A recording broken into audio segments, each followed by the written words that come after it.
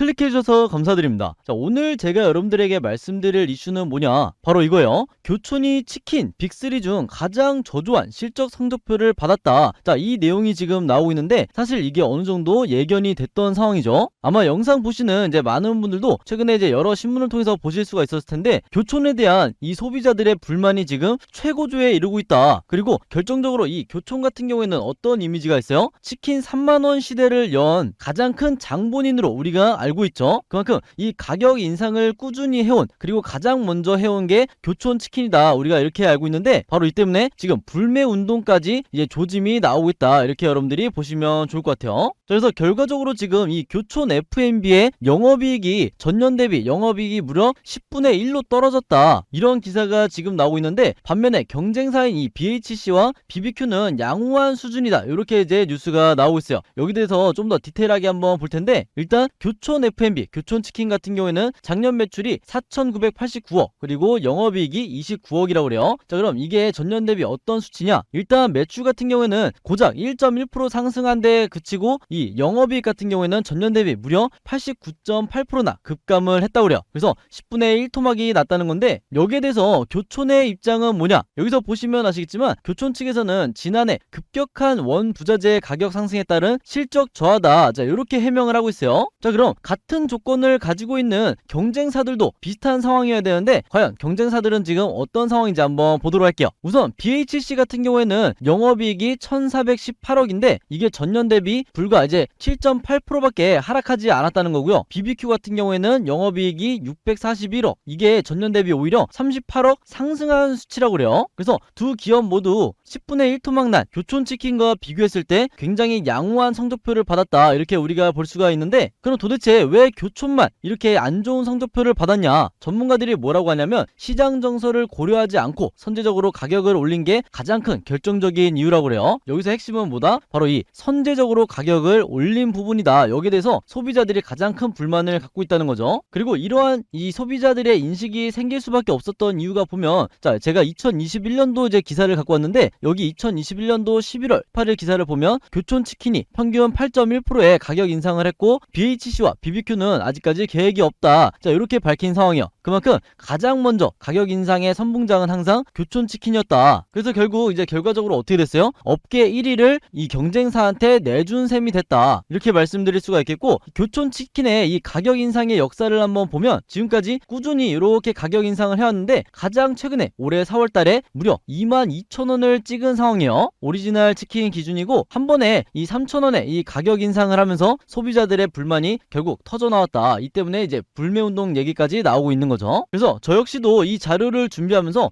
왜 치킨이 이제 3만원 시대에 접어들었는지 이제 이해가 됐는데, 아마 영상 보시는 많은 시청자분들도 예전에 치킨 가격 2만원이 채 되지 않던 예전에 치킨 가격이 많이 그리울 것 같다, 이제 이렇게 생각이 들고, 자, 그래서 오늘의 한마디는 뭐다?